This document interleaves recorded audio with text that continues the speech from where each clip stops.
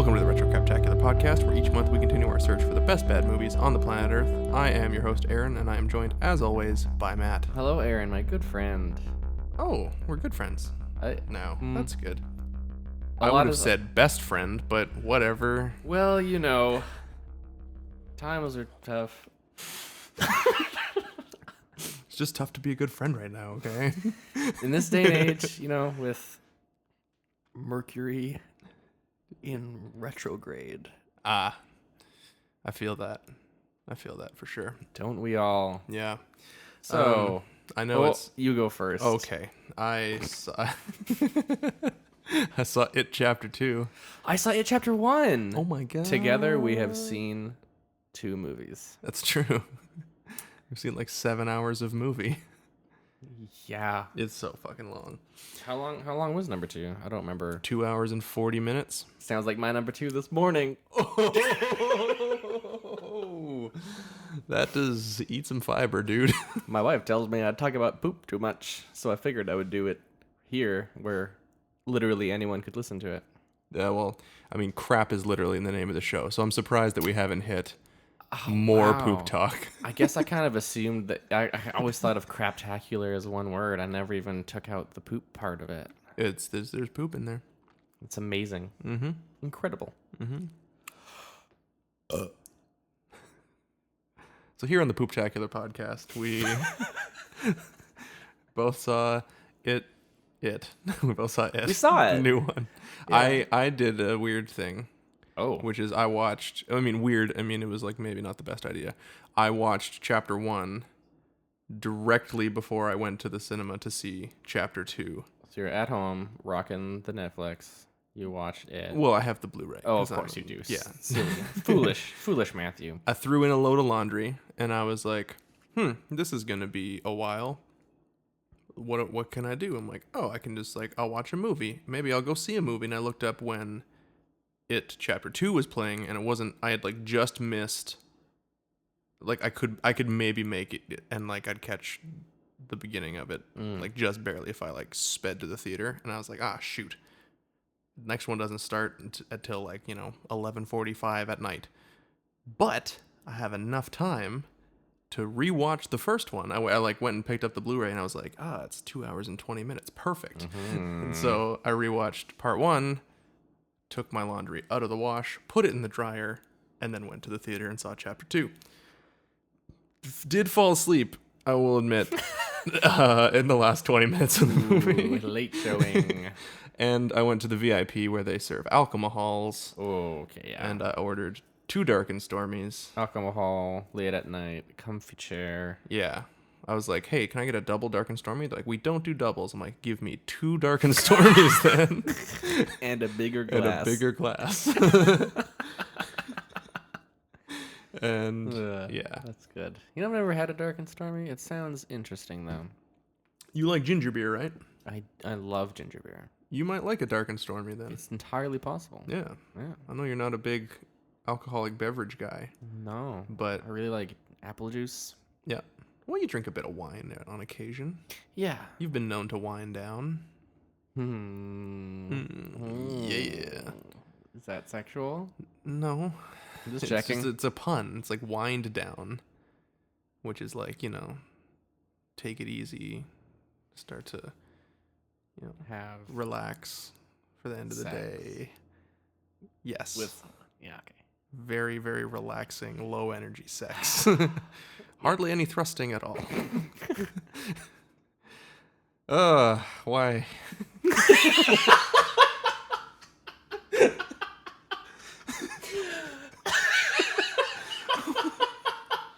Why does it always end up here? Why? That was the greatest delivery of why. I really appreciated that moment. Glad I could be here for it. What were we talking about? It chapters 1 and 2. What did you think of Chapter 1? Tell me your thoughts first. I mean, it was good. I will admit I have not seen the original. Oh man, which means have. Yeah, I assumed that you had. It was a mistake. Seeing the original? Yeah. I watched it in high school. My high school girlfriend and I were both really into scary movies, and she was like, "Hey, I just got It. Have you ever seen this?" And I was like, "No, let's watch it." And we started watching it. We didn't realize that it wasn't a movie, as it was so much a TV miniseries, which is like 3.5 hours Oh, yeah, long. yeah. Like it's quite long. Did you do it in one sitting? That's a personal question. Yeah, no, we did. We were Sexual. watching it, and sometimes we would get bored, and then we'd make out, and then be like, "What's going on? Oh, Richie's being chased by the clown again. Oh, cool. I guess we'll pay attention for a bit more," and then it would get boring, and then, you know. Yes. So I'd say I've seen about 76% of the original TV miniseries. Oddly specific, but go on. Well, yeah, I like to be realistic. People are like, "Oh, like 50%, sure." Like, you don't know. That's just you either know or you don't. If you're Yeah. at 50%. Yeah, that's a cop out percentage. Anyways, you've never seen the original. I have. Don't watch it. Got I it. thought about doing it for the podcast this month, being like, we should do the It miniseries because the new It movie's coming out, and then I thought, no, That's too long. don't watch it. We would have to do like a 2-part episode probably. Like, Yeah. it's so long. Anyways, continue to give me your thoughts, please. Yeah, so I didn't know what was going to happen. All I knew was that there were children, Yep. there was a clown, Oh yeah. and the clown was evil Yes. in more than just being a clown, Yeah. Yeah. which I already understand to be very evil. Yeah. Yeah. I hate clowns. Oh yeah. Everyone does. So, it was not so scary. No. And I mean it was really apparent right off the bat. You know, we see Pennywise down in the sewer, and first it's there and he's like kind of in shadow, and I'm like, oh, that's fucking creepy. And then they have a whole conversation. Yeah, the opening scene is like one of the best parts of the movie, I think. It was great, Yeah. but like it wasn't like scary No. so much as, and this goes for the whole movie, my thoughts on it. It wasn't so much scary as it was disturbing. Yeah, oh for sure. Like, it was horrible, but not so, like, horrifying.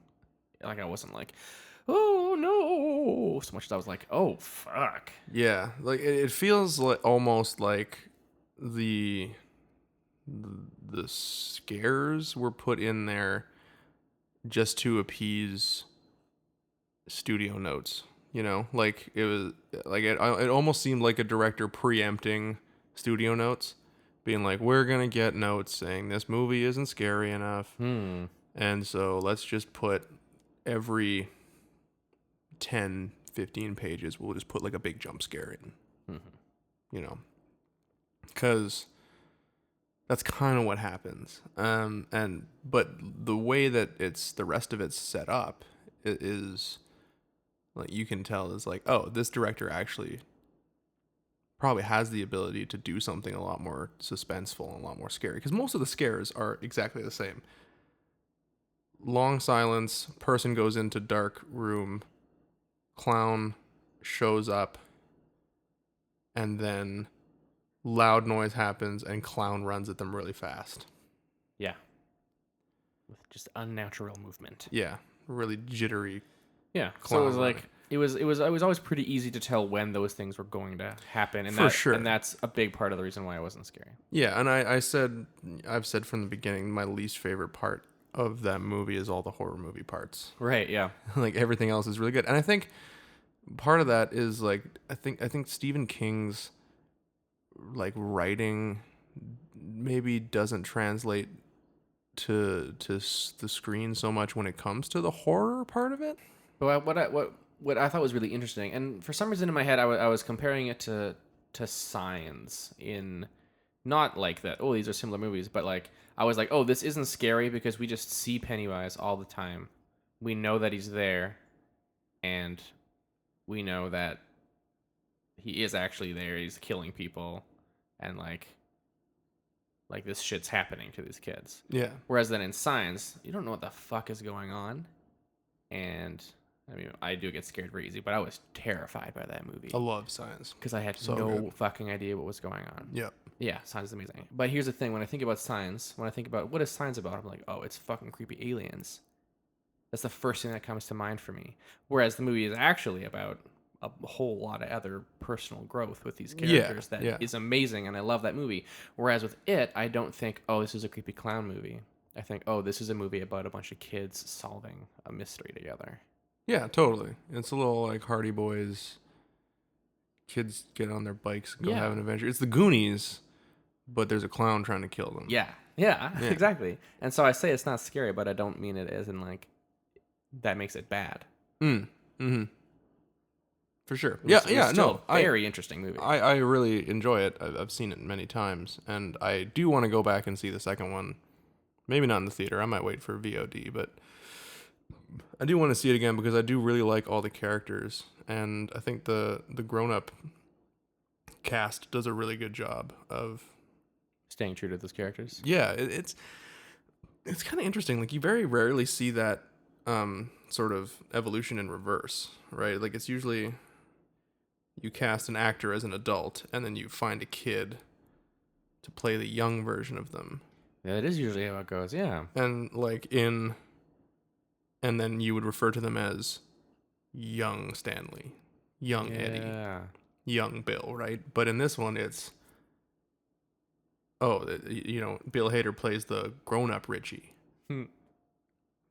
Jessica Chastain is the grown-up Beverly, that kind of thing. That is a very interesting switch. Yeah. And I think they all did a really good job. The guy who plays Eddie, especially the hypochondriac kid, is really good. And I learned something which I didn't pick up on the first time, but there's like one. I heard this when I was listening to a review about it. The woman that plays his mother in the first one also plays his wife in the second one. Oh, weird. They just like change her hair color and stuff like that to make her look a little bit different. But it's like this sort of like Oedipal, like, he married a woman that's exactly the same as his mother kind of deal. So that's kind of funny. But weird. I think Bill Hader is the standout for me as older Richie. Yeah, nails it. Yeah, what else? So yeah, I can't really give it a review because I did fall asleep during a very crucial part of it.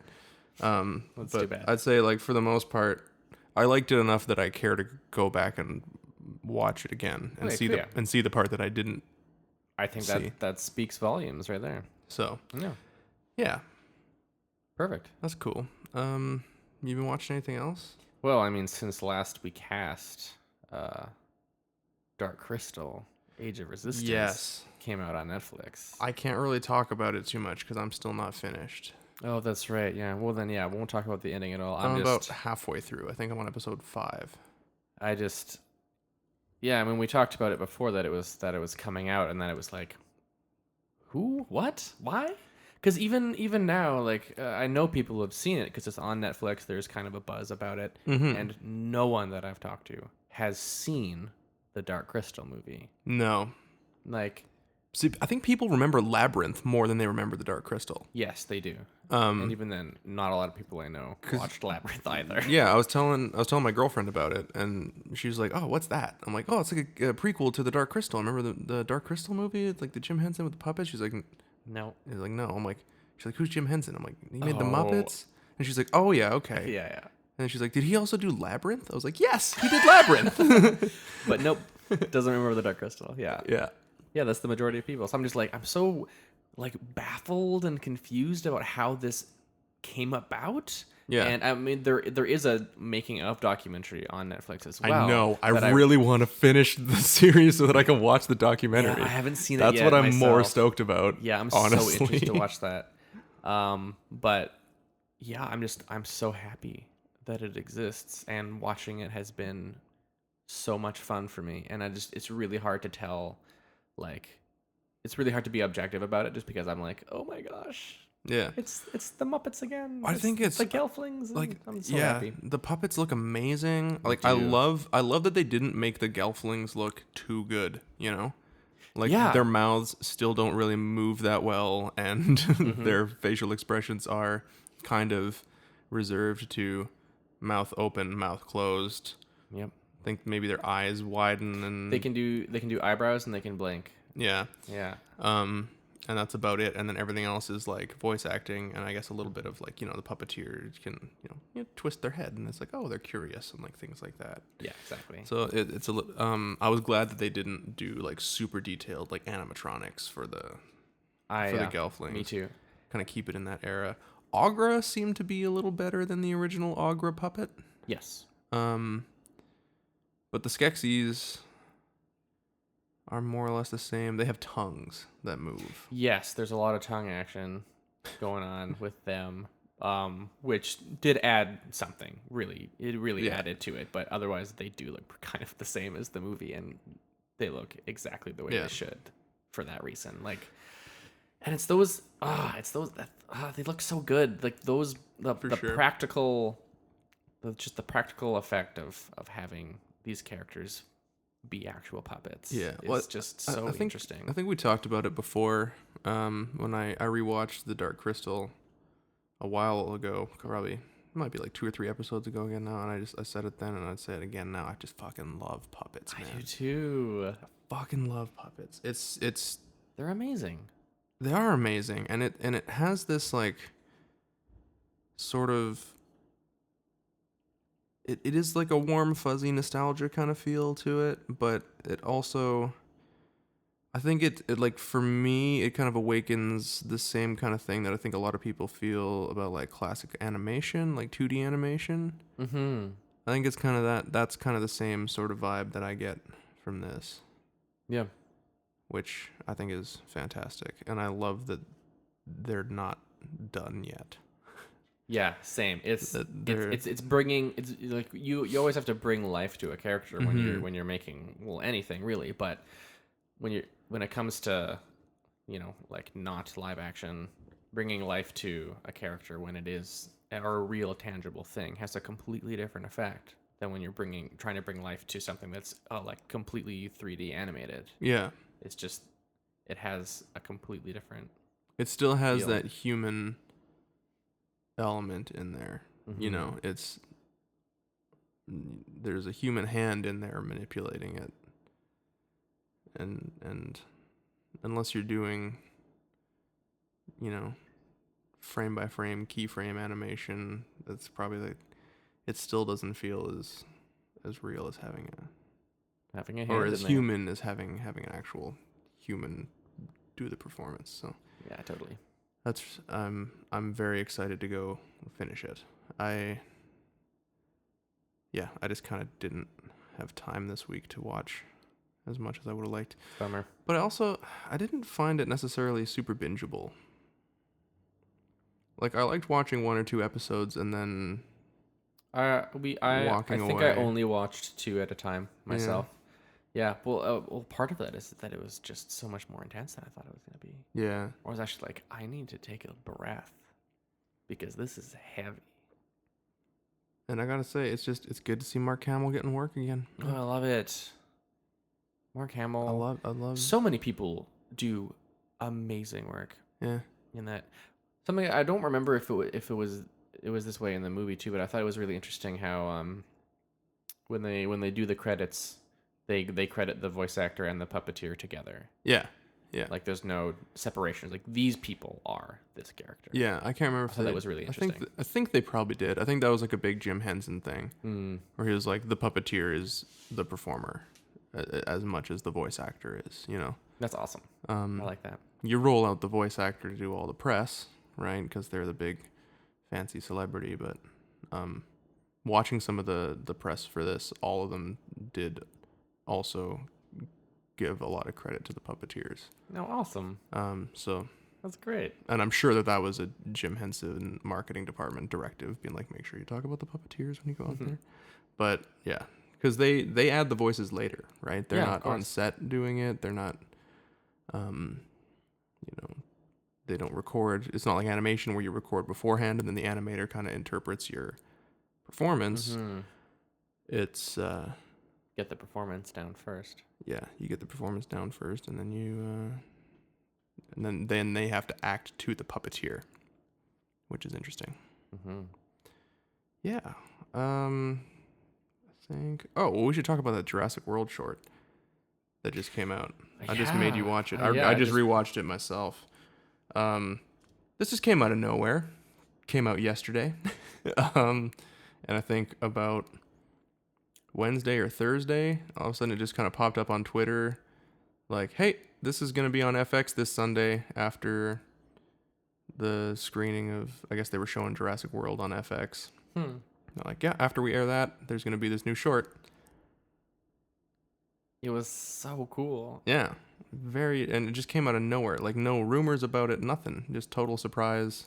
That's so weird. Short film, yeah. I'm like, credit to them for keeping it a secret this well, because, dang. Yeah. But yeah, what did you think? I thought it was really cool. It was for how short it was. I was very much drawn in and concerned for the parties involved. Yeah, no, I thought it was really well done as well. I don't know. Did you see Jurassic World: Fallen Kingdom? No. I can't remember because I told you not to. Yeah, I mean, Yeah. you told me not to, and I already wasn't that interested anyway. Good. And then you proceeded to tell me what happened, so I didn't need to go see it regardless. So. Well, exactly, and I hated that movie. I thought it was horrible and a waste of my time and money.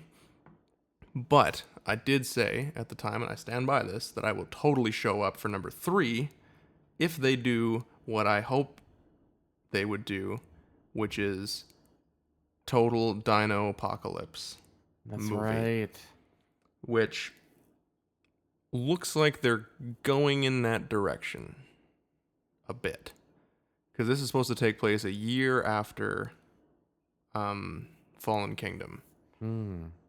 And it's like people have kind of just accepted. It's a trailer park of people living in fear of dinosaurs. Yeah, well, I think like they were supposed to be like camping, right? Like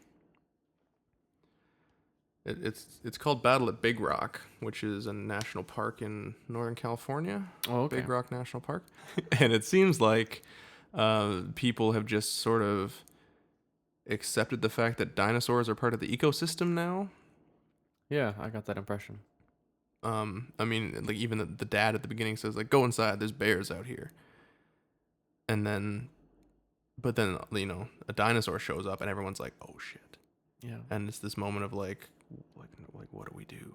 You know, like I feel like if a bear had shown up, that would have been like a little more calm. Like, all right, let's just close the door and yeah, the bear will go away. It'll go away, and if it doesn't, I guess we can call the ranger, and the ranger will come, you know, trank it or trap it or lure it away or whatever. But this is like, oh, what do you do when there's a dinosaur with 2 gigantic horns that's also the size of a, small tank, just wanders into your camp, and then another dinosaur shows up and tries to eat it. Yeah. And then proceeds to try to eat your family. Like, I think the next movie could be really cool and do something that, if it continues on this path, which I assume it would, why wouldn't it? This was written and directed by. It was written by the screenwriters who are writing the third one, and directed by the guy who's directing the third one, who's also one of the screenwriters. So it seems like that's the direction they're wanting to go. So that sounds awesome. Yeah. Hopefully 3 turns out to be something that we've never seen in this franchise before. Because I think they tried to do that with number 2, but they forgot to make it good.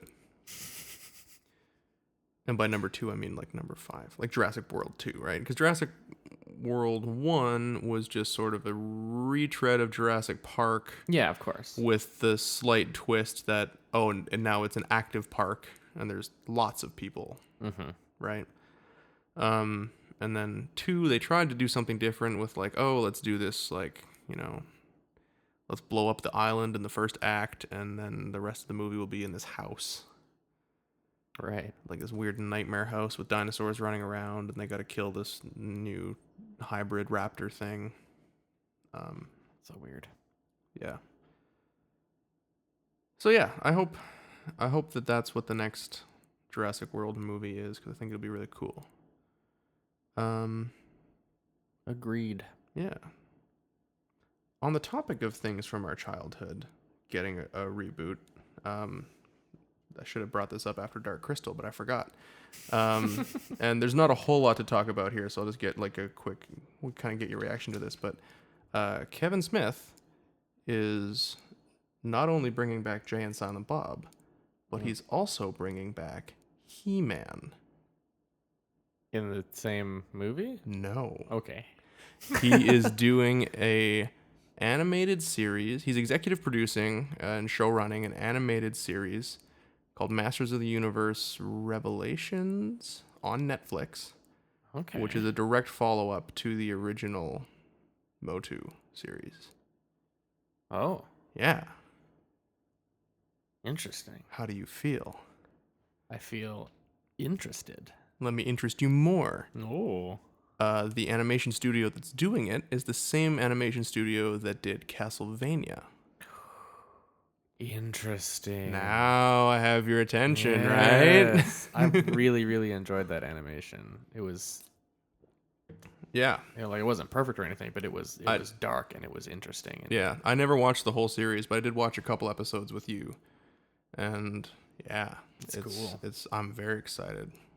Wow. I'm also very excited because one of the people writing on the show with him is a guy named Mark Bernardin, who is on his Fat Man Beyond podcast. And he's a TV writer and a comic book writer, and he is just really insightful when it comes to talking. Like, he's one of my favorite people to listen talk about movies, because Kevin Smith just loves everything. He'll be like, oh, there was superheroes in it, I thought it was amazing. And Mark will be like, yes, but what about the story? It was bad.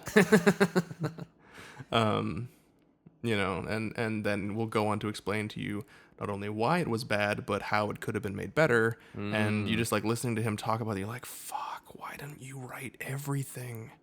Like, everyone should just have to run their script by you before they're allowed to go in production, because like, you just wouldn't let shit slide.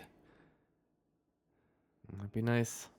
It's so, yeah, he is someone who, like, I wish he had his own podcast where he just talked about movies that I wouldn't have to listen to Kevin Smith. And I still love Kevin Smith. Don't get me wrong. I still love him. I still love his movies. I'm going to see Jay and Silent Bob reboot. And I'm definitely going to see this Masters of the Universe show. Yeah. But he always surrounds himself with people who are more talented than him, in a way. I mean, sounds like a great quality. Yeah, it is. And, Yeah. and he shines a light on people who otherwise wouldn't necessarily have a spotlight on them. But anyways, like I said, I'll still see Jay and Silent Bob reboot. Of course. All right, let's get into the show. Yes. We watched King Kong versus Godzilla. The great Godzilla, blazing a trail of terror to his Japanese homeland. Captain, water in the conning tower. Godzilla! Roaring defiance to the only enemy on Earth strong enough to challenge him. The unconquerable King Kong, giant gorilla god of this South Seas paradise, where sensuous maidens offer themselves in ritual sacrifice to his brute embrace. Godzilla has a brain about this size. He is sheer brute force. While Kong is a thinking animal. His brain is considerably larger, about 10 times the size of this gorilla's skull. Being instinctive rivals, there is no doubt that they will attempt to destroy one another. King Kong versus Godzilla, heading for their colossal collision, shattering every obstacle that stands between them in the most fantastic rampage of annihilation ever recorded on film. See King Kong stamp Tokyo into the ground, holding a beautiful girl in his grasp. See Godzilla destroy an entire army. See King Kong trapped by the blazing barrier of 1 billion volts. But nothing, nobody can stop the great showdown when King Kong and Godzilla meet to fight for survival of the fittest. That's my Godzilla noise. Nice. That's pretty good. Well, I got more lemur That's in there. cat. Yeah. Yeah. What a movie. It was a movie.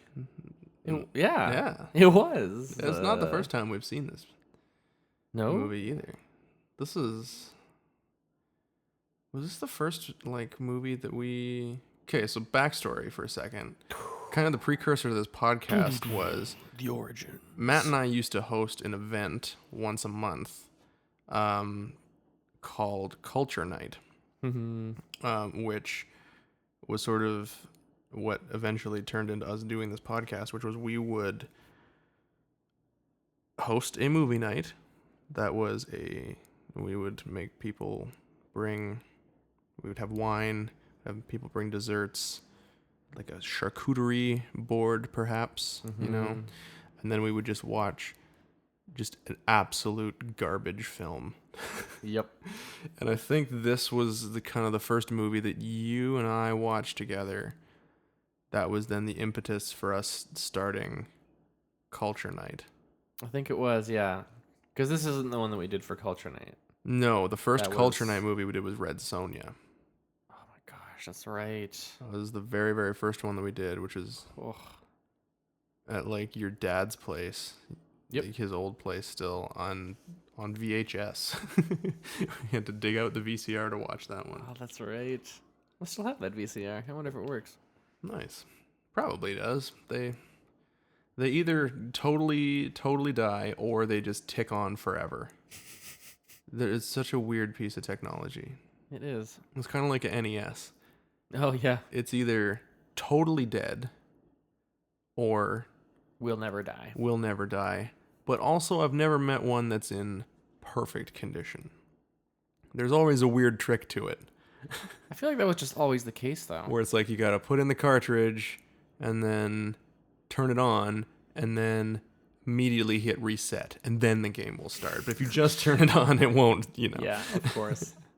things like that. But yeah, so King Kong versus Godzilla is from 1962. The version we watched was the English version, which came out in 1963.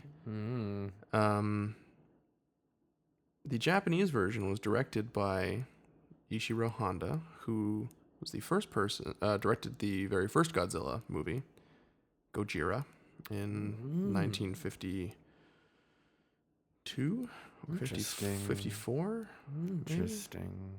And I kind of wonder what happened to him, because the first Godzilla movie is great and this one isn't. Yeah, like It's kind of like, really, really crappy. yeah, did he just phone it in or Maybe. I mean, get kicked in the head by a donkey? I feel like any time. Well, yeah. I don't know about that one. Quite possible though. We have evidence to suggest. Yeah, it's called King Kong versus Godzilla. Yeah, But it's I terrible. feel like anytime you do a team up versus kind of thing, it is a little bit phoning it in. Yeah, no, that's fair. Like That is sort of, it's one of the signs that you've run out of ideas. yeah. The other one is going to space. Yeah. Leprechaun did it. Jason did it. Leprechaun then came back from space and went to the hood. That's great. That's a true thing that happened. Love it. Yeah, you couldn't do that today. No. They did two. They did Leprechaun Back to the Hood. Oh, Yeah. gosh. Ugh. I think it's called Back to the Hood. And the is spelled THA. It's the hood. Oh, that's Yeah. Oh yeah. special. Yeah. So, anyways, anytime you do these team ups, I think it is kind of phoning it in. Speaking of which, March 2020, King Kong versus Godzilla coming to theaters. They're teaming them up. Great. So I'll be sure to reshare this episode when that comes out just to get the extra downloads. That sounds good. Yeah. I wonder how terrible that will be.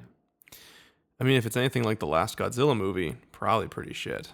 So I've heard. People are trying to start because it just came out on DVD and Blu-ray and stuff, and so people are trying to start like a underground like, hey, Godzilla King of the Monsters, it's a great movie, everyone should appreciate it, and kind of, because I don't think it kind of got kicked at the box office, and it also got kind of kicked by critics. Oh yeah. And so I think people are trying to start like a little like, hey, it's not that bad, like they're doing it with Solo as well. There's a lot of people trying to like make Solo 2 happen is a hashtag. Oh wow. And part of this could be personal bias, but I actually quite enjoyed Solo.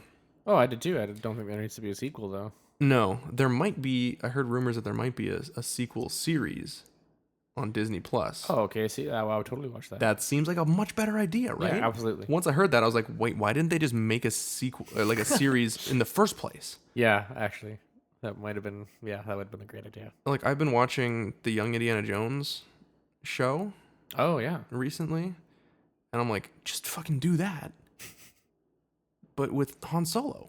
Like, Yeah. that would totally work. There's so much you could do. With Every episode could just be a little mini adventure where he just tries to rip someone off and it goes bad, and then that. yeah, Just gets into some new shenanigans. yeah. So, anyways, there is a movement online to be like, hey, Godzilla King of the Monsters is a good movie and I love it, and I'm not having any of it. Fuck, that movie sucked. Is it worse than King Kong versus Godzilla that we just watched? Really? You have to think about it? Yikes. That must have been a real stinker. I laughed more in King Kong versus Godzilla. So There's some pretty laughable moments. yeah, in it, there were that's for endorphins going to my brain sure. that was triggering enjoyment. That didn't happen really as much in King of the Monsters. Ooh. I don't know, dude. Like the biggest sin of King of the Monsters is it's a movie where Godzilla and Rodan and Mothra and King Ghidorah all fight each other. And it's so boring. Yeah. Like, you pitch me that movie and I'm like, yes, absolutely. Yeah. First in line to buy tickets. Totally want to see that monster carnage. Yeah. And even watching the trailers, I was like, oh shit, it's going down. Can't wait. And then I got in the theater and I sat there and I was like, the fuck is this going to be over? Ooh. Like, it suffered from what all those kind of older Godzilla movies suffer from. And something that I will actually give King Kong versus Godzilla credit for is that it takes so long to get to the giant monster fight. Yeah. It takes so long. So damn long. And then by the time it happens, you're like, oh, fuck. Just get it over with already. Just end it. Just someone die. And that's the same thing that happens in King Kong or in Godzilla King of the Monsters. It just takes so long to get to the big epic fight at the end, where like there's just so much nothing happening. By the time it does happen, you're like, I don't even care anymore. Yeah, I would love to see a monster movie like that. That the opening scene is big monsters fighting, and it just doesn't get resolved, and the rest of the movie is about trying to have that resolution. Mm-hmm.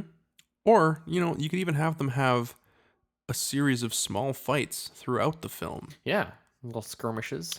And like that kind of barely happens in that movie, but we're not talking about that movie. Anyways, that's something that King Kong versus Godzilla does do, actually, a little bit. To its credit, is that there are action beats. Yes, With both King Kong and Godzilla separately and then together. Mm-hmm. It's not just a long waiting game.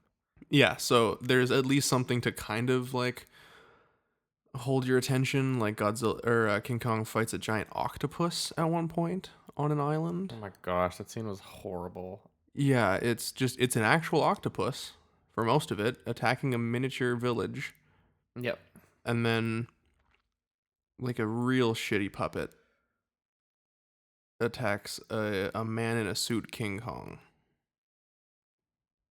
Yeah. Yeah. And the special effects that were used for that fight with like all the rocks and Oh, javelins that were yes. very obviously thrown at a green screen that then had the real octopus footage on it, and Well, I you could like feel like see the shadows of everything. Oh, I don't hitting think the it was a wall. green screen. I think it was literally they just projected it onto a wall. Oh, right, And yeah. then threw rocks and spears and shit at it.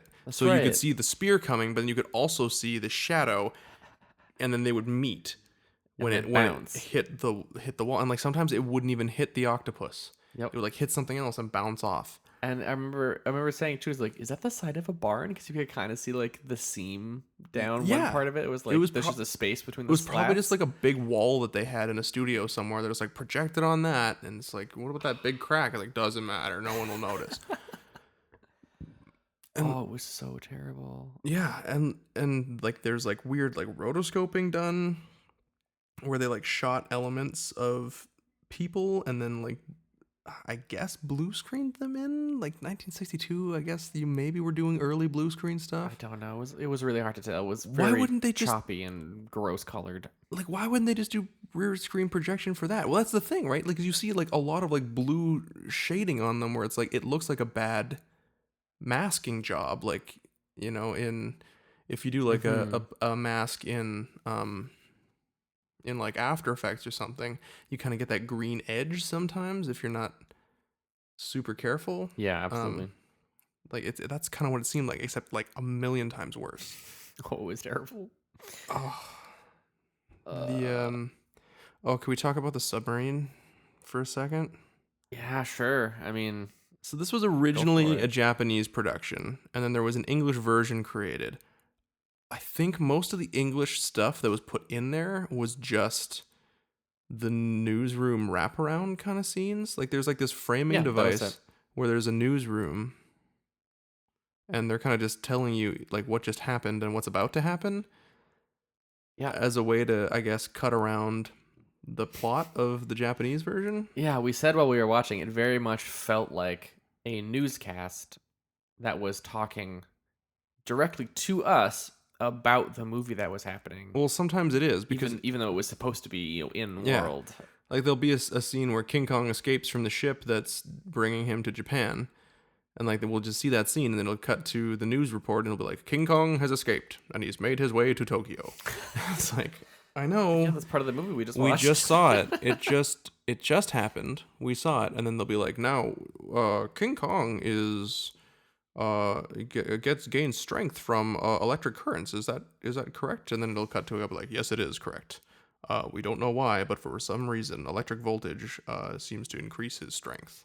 And it's just them being like, this is a bullshit thing we made so that when King Kong and Godzilla fight, we can have him get struck by lightning at some point, and like, it'll seem like, oh, he's losing the fight, but then he gets struck by lightning and he's like, I'm now powerful, and he can fight back. And then there can be some really terrible lightning effects when he punches Godzilla. Yeah, so it's just like a way to work in weird exposition. But the reason I bring it up is the submarine scene. I can't tell if that was added in the American version or if that was in the Japanese version, because there is, obviously dubbing over the Japanese. Yes, some very beautifully, terribly dubbing. It's awful. I mean, dubbing is almost never good, but there's some really hilarious.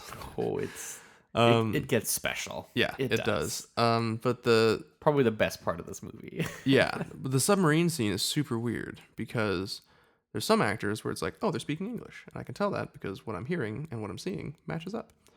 But then there's other times where it's like, well, that is a white person, and I'm hearing English, and I'm kind of seeing their mouths move. But they're definitely to that. dubbed over. But they're definitely dubbed over. So, like, I don't know what's near Japan that would have white people. Like, did they get a bunch of Australians And they're like, well, we can't have them be Australian. That would be insane. It's supposed to be an American ship. Let's dub them over with. I figured it out. I Oh. think I figured it out. Glad I could be here for it. Here's what I think happened. The Japanese version was filmed with American actors. Yeah. And they dubbed them over in Japanese. Yeah. When the American version was made, they probably didn't get a master. Like they probably didn't get have the original. They probably didn't get audio. Yeah, the negative with the original audio of the English. They probably sent them a master negative of the Japanese version, which had the Japanese dubbed audio in it. So they had to redub it in English Yeah. with new actors. That's it. That's what happened. Is it actually what You happened? cracked it. Did you Google it? I was there. Oh, right. I was on that submarine. Because you're super old. I was the one who installed the living room light. I was just gonna ask. On the Since you were on the submarine, can you tell me why it had just a household light fixture? Just okay. So It was so amazing. let's just paint a picture here for the listener. Indeed. Like 1960s movies. I mean, you've probably seen it like an old James Bond movies or something. They always have like the base set, and it's like a bunch of very obvious plywood that's just kind of painted gray, and you're just supposed to accept that it's metal or whatever. And it's like, oh, this is the villain's secret base or whatever, or this is a submarine. And so that's what they did here. Was they built a submarine set, and it's very obviously just plywood painted gray. Yep.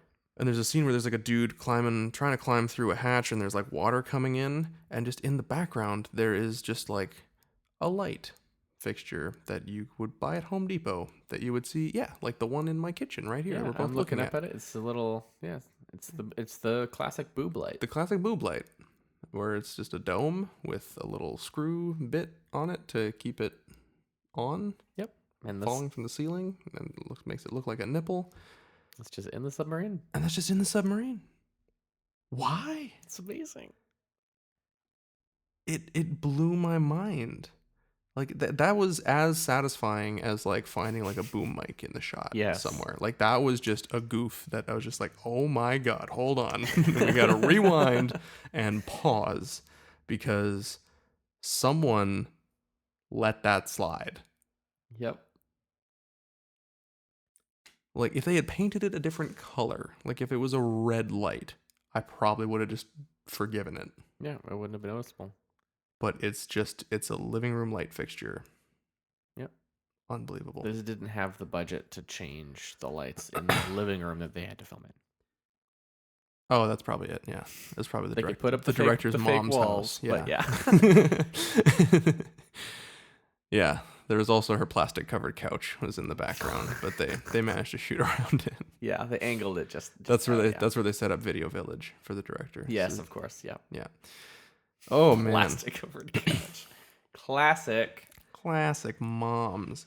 Cool. Yeah. What else do you have written down there? Do you got any other? Well, I mean, I just wrote down I just have a pros and cons list here. And, Okay. And I mean, as far as plot goes, like there's not really that much to say, right? It's like Godzilla is in an iceberg, and then he gets out, and everyone knows who Godzilla is already. Yeah. So Godzilla's coming. Oh no. And then King Kong is on an island somewhere, and a newscasting dude sends his two goons, who are our main characters, I guess. I guess. Yeah. To go get him. And they do somehow. While King Kong's asleep, surrounded by the tribe of people who worship King Kong. Yeah, there's like a They real take racist him- bit in the middle for like 20 minutes there. Where The worst, all of the cons, almost all the cons I have are just about racism. Like they're on this island. it was a different time. Oh my gosh. There's no way in the Japanese version did the two dudes sent to go get King Kong get to the island that has the natives on it that are in no way Native American, because No. they're nowhere near North America. They There's specifically say they're on the Faroe Islands. Yeah. Yeah. There's no way that they would say how to the natives. And that's Oh, yeah. exactly what happens in the English dub. Yeah. Is this dude who's very uncaring about these natives Just like, oh yeah, I'm trying to talk to you. Like, oh, how? And Yeah. that just stuck out to me as wow, no. And then he later also just straight up calls them all ignorant, primitive savages Yeah. because they're praying, and Well, he thinks that they're praying to the lightning. yeah, which they're actually praying to King Kong, Yeah, which is like I mean, cool. if Yeah. King Kong lived on my island, I would probably Yeah. be like bow down in reverence and be like, please don't kill me. Here's some awesome berry juice I made for you. Yeah. So yeah. Oh yeah. So the guys, they're sent there because there's this berry juice that they want to Yeah. try and sell, but the natives on the island won't give up the berries. At least they won't give much at a time. Like, Yeah. they have some berries. They'll give you a little The bit, American yeah. newscaster who's telling all of this has a jar full of them Yeah. on his table. But they want to like mass produce a beverage, I guess, or something. Yeah, it has a lot of health benefits. Yeah. It's a super fruit. Oh, okay, cool. So they want to go get the acai berry Exactly. from the Faroe Islands. Yeah, no, and then King Kong fights an octopus, drinks a bunch of this berry juice, and then they bang some drums and chant and dance, and he falls asleep. Somehow, these two guys and their interpreter build a raft Yep. that's King Kong sized, get him onto the raft, tie him down, strap a bunch of dynamite around him on the raft, hitch him up to the back of their ship, and tow him away without any of the natives who worship Kong as a god stopping them. Yep. And also do this before he wakes up. Yep. And we later found out that they also stole all of their drums. Oh yeah, they did steal all the drums. That is true. And we see none of it happen. They use it later to try and get him to fall asleep so that they can tie a bunch of balloons to him and tow him to Mount Fuji where Godzilla is. And there's literally drop it on. the shot of him being towed through the sky through a bunch of balloons where he's like, bleh, like literally unconscious. He's sprawled out very much in the way that the stick figure character is on like the slippery when wet signs yes, that you see. Exactly like that. Just with Looks balloons attached to hilarious. all limbs, getting towed by a helicopter, and then they literally just smash him into Godzilla. They like cut the line, and He drops onto Mount Fuji, where Godzilla is climbing up for some reason. Yeah. Lands on his butt and then slides down the mountain directly into Godzilla. and they both go tumbling down the mountain. It's pretty amazing.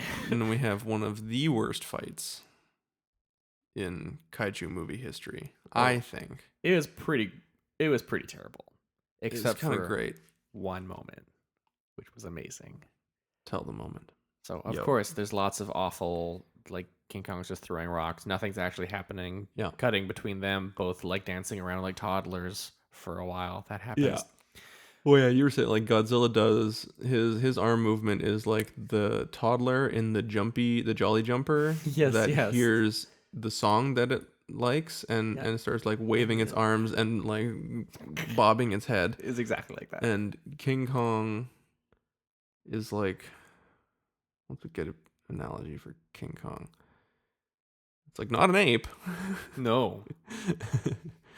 It's like kind of just a person who's Like an old person. Whose arms are too long for their body. Yes. Yes. And they just kind of don't know what to do with them, so they just kind of Yeah. just wave them. He's like Ricky Bobby. Yes. I don't know what to do with my hands during the fight. Old Ricky Bobby whose arms are too long. Yeah. It's terrible. Yeah. But old Ricky Bobby at one point during this fight does pick up a tree and force feed it to Godzilla, Oh yeah, right. ramming it down his throat. Yeah. And then Godzilla backs up, lights the tree on fire, and shoots it out of his mouth right back at King Kong. And I thought that was fucking amazing. Yeah. It It was really good. It was wonderful. And the fight kind of just ends somehow. Eventually they tumble off a cliff, Yeah. and then the apocalypse starts happening. Oh, for there's an some earthquake, reason. right? There's the It's earthquake. earthquake, and then a giant flood comes over a mountain somehow, and a village that we don't know where exactly it was supposed to be. Just a miniature village is swallowed by the earth somewhere. Yeah. And then we see King Kong swimming away in the distance. Yeah, it just ends with him literally just front crawling all the way back to the Faroe Islands. Yep. And Godzilla is somewhere.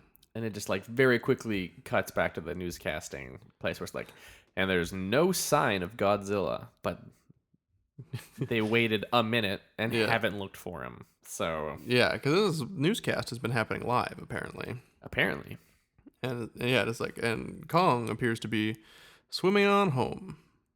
And frankly, we wish him well. yeah, it was so fucking. It's super cheesy. This whole movie is incredibly cheesy. Yeah. It's so cheesy. It has terrible dubbing. The dialogue pacing, especially in the dubbed parts, it's just all over the place. Real bad. But still, I think what really makes this movie is the dubbing, specifically between these two characters who are sent to get Godzilla. King Because I Kong. have one other thing to talk about that I Yeah. thought was amazing. And when these two dudes are going through the mountains to go find Godzilla, Oh, yeah. one of them, they're going to find King Kong. Yeah. My apologies. You better fucking apologize. One dude is just complaining about his corns. Yep. Like a lot. Yep. Ooh. And he complains about his corns a few more times Yeah. in subsequent scenes. Yeah. Including when he's been knocked out unconscious and wakes up with like a head bandage. And his friend rushes to his side and says, "Are you okay?" And he says, Or he's asking what hurts. "Oh yeah, what hurts?" "My corns." And it is pretty ridiculous. And then also when Oh, yeah, they're it's like, because he says at one point like, "Oh, I'm more. My corns are bothering me more than a giant monster or would, or something like that." Or it's that he says, "Oh, my corns, they hurt. Yeah, my corns always hurt when I'm near near a monster." yeah, that's right. And then Which is like that, the like, guy's "Oh, like- my corns always hurt before it's about to rain," Yeah, kind yeah. of line, but it's and he's like, "Well, when the monster appears, you and him could talk about your corns." which is just it's just ridiculous out of place dialogue. Yeah. It's amazing. And then So also in fun. that scene, all of a sudden he starts screaming and he's just holding a lizard by the tail. Like like a huge lizard. yeah, like it's not quite like iguana size, but it's No. like well past newt. And he's just screaming and swinging it around by the tail. And his friend's like, throw it off the It's like, cliff. just let go of the Yeah, and lizard. he's just like, "Ah!" And then he does like spin around and chuck it off the cliff. And immediately after he chucks it off the cliff, his friend gets out the gun and shoots at it as it's falling off a cliff. It's so good. Which is, why would you do I that? know, it's yeah. One thing I want to talk about is the miniatures. Oh yes, so many miniatures.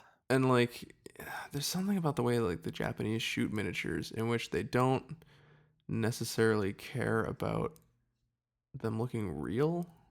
And I don't know if it's like they don't care about it or they didn't know they don't really know the proper techniques to shoot miniatures and to make them feel life size, cuz like when you shoot a miniature, you're shooting at a higher frame rate at a higher, to make it like to make small things appear big, you have to make motion feel slower, Mm-hmm. right? Because the bigger you are, the slower you move is kind of the thing, right? So, when you shoot like a spaceship exploding, like in Star Wars, you shoot that at a very high frame rate, and then you play it back, and it at 24 frames per second, and then it looks like on normal. More is happening. Yeah, it looks like, a spaceship that's actually the size of like a semi-truck is exploding as opposed to one that's the size of like my computer. Yeah. So they don't really bother with that. They just have miniature tanks That look like cute little toys. that look like cute little toy tanks rolling through a cute little toy army base. They're adorable. Yeah, and it looks like just a bunch of little toys rolling around. And Yeah, and then they're shooting. They have little, like, I guess they have little, they can make little gunpowder poofs Like a out of their cap gun, barrel. Yeah, really. it's like a cap gun Yeah. or like a little firecracker or something in the tip of the barrel that looks like a, yeah, I don't know. Little. It's something that only shows up really in these old Japanese movies, and like occasionally in like some old like 1950s like American B movies, like you'll have like Attack of the Giant Iguana, and you'll have like an actual iguana on with like a toy train set. Yeah. Um things like that, right? But yeah, it's a nice quirk of these movies that gives them a very specific look and feel. Yeah. That isn't quite ever replicated, because like I don't think there's not really any practical vehicles. There's like a couple of shots of like one of the main characters rescuing his sister in a Jeep. Yes. Yeah. That does happen. But like anytime the army's rolling out, it's just like little miniatures. miniature Jeeps. And like even like at one point there's like a King Kong hand with like a very shitty doll Yeah. in it. And they just made the doll face away from the camera. Yeah, but it's like, oh, that's very clearly like straw hair. Yeah. Just painted black. It's so funny. Ugh. Love it. Love it. Yeah, is there anything else we missed that we need to talk about? It's old, And a little too long. a little too long. At an hour and a half, it kind of drags. Yeah. But But I still think I would say that it's craptacular. I absolutely would as well. It's craptacular. This think is if definitely one of the craptacular movies that we look for. If you watch this with your friends and you got a couple bevies going, and you're not really concerned with watching the movie so much as you are making fun of the movie with all your friends, like you're gonna have a great time. You will have a field day. There's so much to make fun of. Yeah, it's a good shitty movie night movie. Absolutely. For sure. Plenty to laugh at. Let's just do a thing here. What do you think? We usually do this the other way around, but what do you think the Rotten Tomatoes score is? Rotten Tomatoes for King Kong versus Godzilla. 37. It's a little better. It's 47. 47. Oh, okay. Well, yeah, it's a higher than I would have expected, but I'm okay with that. A little higher. Yeah. Yeah. It's I'd say it's a fair assessment of the movie's quality. Yeah. Slightly below good. Just slightly below good is a pretty good descriptor, I think, of. But just enough crap to love.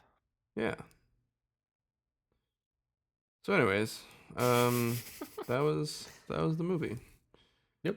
Thank you so much for listening to the show. If you like it, please rate and review us on iTunes or whatever your podcast app of choice is. You can do it. If you listen to it on your phone, you can just like scroll to the bottom and just be like 5 stars. These idiots don't know what they're talking about. They're dumb. Would listen again. That kind of thing. Yeah, we're on, pretty much any podcast listening destination: iTunes, Spotify, Google Play, iHeartRadio, Stitcher. We have a YouTube channel as well, where all the episodes get dumped. Yeah, so that just about does it. Thank you so much for listening. If you want to get in touch with the show, we did have someone, I think, let me just, someone recommended some Doctor Who episodes to us. Oh, yeah? Yeah. This comes from Thomas. Oh. Thank you very much. He Thanks, suggested we Thomas. watch Doctor Who the movie. Right. Yes. Let's definitely do that. Yes, which we were going to do. The reason we didn't do it this time, however, is we are not quite sure what the future of the show is going to be right now. Do you want to get into? Should we get into that right now? Basically, you're moving to the other side of the country. Yeah, I'm moving. And This is- so we are going to do. And so I thought that's why I wanted to do King Kong versus Godzilla originally. I thought, oh, maybe this will be like the last episode of the show. So let's do the one that kind of inspired us to start the show. It's Which is not a lovely idea. Yeah, I thought it was going to be a good idea. That's not the case. We are going to record the Halloween episode for October before you go. We're going to watch a scary movie of some kind. But then I was like, well, maybe I'll try to find a new co-host, or maybe I'll do a series of rotating co-hosts or whatever. And then you were like, oh, well, why don't we just do it like on like Google Hangout and record it? I was like, oh yeah. But thanks for thinking about replacing me so quickly. Appreciate that. I guess that's a thing. So as soon as I figure out how to do that, we will try it. But there is that small caveat of we don't know how to do that at the moment. So Hence the pre-recording next month. yeah. Well, so it's just, it'll be kind of nuts. You're moving across the country. Yeah. You're driving there. So Yes. that's going to take you a better part of a week Yep.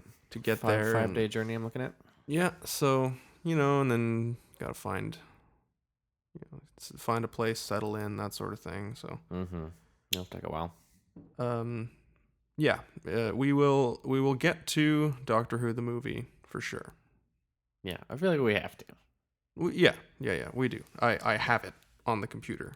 We were going to do it for this episode, but then things changed up. So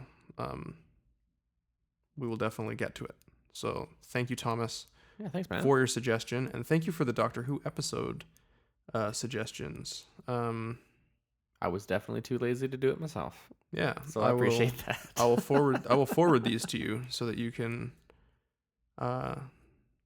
Yeah, are you familiar with a lot of classic Who, or are you more a new Who kind of guy? I know more new Who, Mm-hmm. which I said slowly because I had to say it carefully. That was a weird sentence. I have seen quite a bit of the old stuff, though. Cool. Yeah. I started with the old stuff. Okay. So. Yeah, looks like good number of. Oh, there's some like 4-episode arcs, 6-episode arcs. Oh, this might take a while. All right. We'll take a look at it. Yeah. But we do appreciate the suggestion, and we'll definitely get to the movie. I don't know if we'll do a whole episode like we were going to on me watching Doctor Who and trying to like it. But it might be something I do privately and then report back to you on at the beginning of episodes. Like, I'll watch some more. Oh. Still very British. And that will continue to be the case. Yeah. So we'll see. If you want to get in touch with the show, like Thomas did, you can do so by sending us an email, retrocrappod@gmail.com. You can also, we have a Facebook page and a Twitter account. I do check the Twitter account more so than anything else. They're both at retrocrappod. Yeah, shoot us a tweet. If you have a movie that you think we should watch. We're going to watch a crappy horror movie next month. So if you have some suggestions, send them to us on Twitter at retrocrappod or retrocrappod@gmail.com. And until next time, thank you so much for listening. I have been and will continue to be your host, Aaron, and I will hopefully continue to be joined by Matt. Yayo. And until such a day comes that is not the case, remember to always keep watching crap.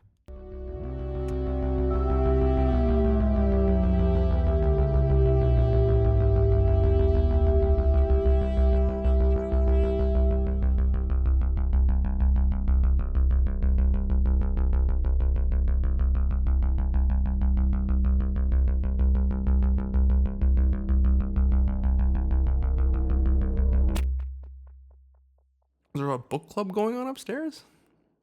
Of sorts. Weird. All right, cool. She start a book club? You're moving. Not important. Don't worry about it. Okay. All right. I will start now. Wait, Oh, God. you were just about to, weren't you? Yep. That's my favorite.